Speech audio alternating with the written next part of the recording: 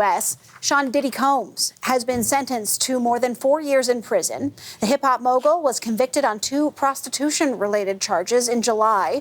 Combs has already served a year behind bars, so it means that he'll be released in about 3 years. Chris Reyes has the latest from outside the courtroom in New York. Sean Diddy Combs has been sentenced to 50 months in prison after he was found guilty of prostitution charges in connection to drug-fueled sex parties with his ex-girlfriends. He was acquitted in July of more serious charges involving sex trafficking and racketeering. Just before he was sentenced, Combs gave an emotional statement. The first time he spoke in court, Combs apologized to the women he abused, to his children, to his mother, and to those in his community. He called his actions disgusting, despicable, shameful, and sick. He said he got lost in his journey and he begged the judge for mercy. In his sentencing, the judge said he considered Combs' long list of accomplishments and acknowledged that he was an iconic figure in his industry. He also said that his work with fellow inmates during his time in prison was impressive.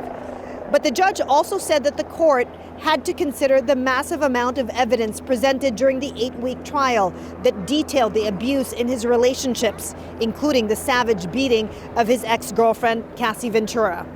The judge also said that he felt it was important to send a message of meaningful accountability with a substantial sentence. I think the sentencing landed right in the middle of what people expected. I don't think anyone really expected him to get out, before Christmas, which is what they were saying. But I also don't think anyone really expected him to get 11 years either, because there's justice and then there's the public reaction. And you think back to major trials like this in the past, O.J. Simpson, R. Kelly, things, ones of that nature, and the public reaction can be strong. This seems right in the middle. Much more than what the defense requested of 14 months. The judge also issued a fine of $500,000. Chris Reyes, CBC News, New York. Okay, we want to stick with this story and bring in Stephen J. Horowitz. He's a senior music writer at Variety, and he's been covering this case for a long time now, joining us from Los Angeles. Stephen, as I say, you've been following Sean Diddy Combs' sentencing, the hearing also very closely. We now know his sentence. It's over 4 years. Could have been longer. Were you surprised by that? And what kind of reaction are you hearing about this sentence? I'm not surprised that he got a 4-year sentence. Prosecutors were recommending upwards of 11 years, while the defense was suggesting 14 months, which would have gotten him out of prison by the end of the year. So for the judge to settle somewhere in the middle, 4 to 5 years, feels appropriate. But what I'm hearing from people online, on X and Instagram, is that justice was not served. People are not thrilled about the outcome of this case. They wanted him to go to jail for a very long time. He was facing 2 maximum sentences of 10 years per count, which could have obviously added up to 20 years.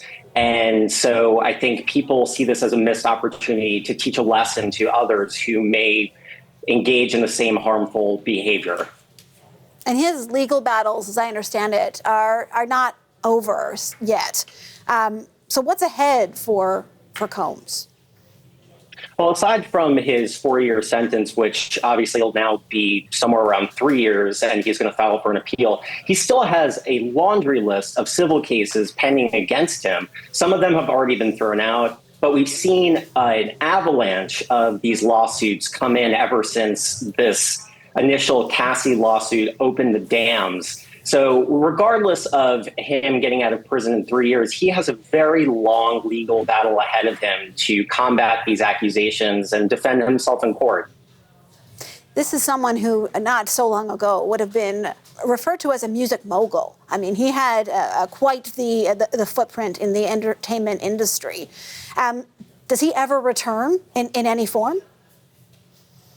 I mean, it's a question that we've all been asking. Is he able to come back from this? And thus far, his reputation has been tarnished, not just among executives and in the music industry and other industries, but in the court of social opinion. I mean, he's always going to be viewed through this lens of what he previously did and the crimes that he allegedly committed. And it's going to be impossible for him to come out of it. Now, in terms of moving forward as a musician, we don't know where that's going to lead. But in terms of business, I'm sure there's a lot of very high up there people who view him as radioactive. They don't want to be in business with him anymore. So for him to bounce back, it's a matter of time to see how it unfolds. But as it stands, it's not necessarily a guaranteed path forward for him. Have you given any thought to how this trial, the details have come of it, everything that was going on behind the scenes that the public had no idea about, how that maybe, does it change the entertainment industry? Does it change behavior of these kinds of celebrities? It may change the behavior of celebrities and really wake some people up to their behavior and how they treat other people. But we haven't seen a Me Too movement really take hold in the music industry like we have in other industries, particularly in the film industry. There have been some artists and executives recently who have been sued and accused of very heinous acts. Def Jam founder Russell Simmons comes to mind. Smokey Robinson was just accused of sexual assault. So it comes in bits and pieces. But as far as an industry-wide reckoning, it really takes a lot of strength for people, for victims to come forward. And it's a little bit premature to see how that will happen. What is it? Stephen J. Horowitz, a senior music writer at Variety. Thank you so much. Thank you.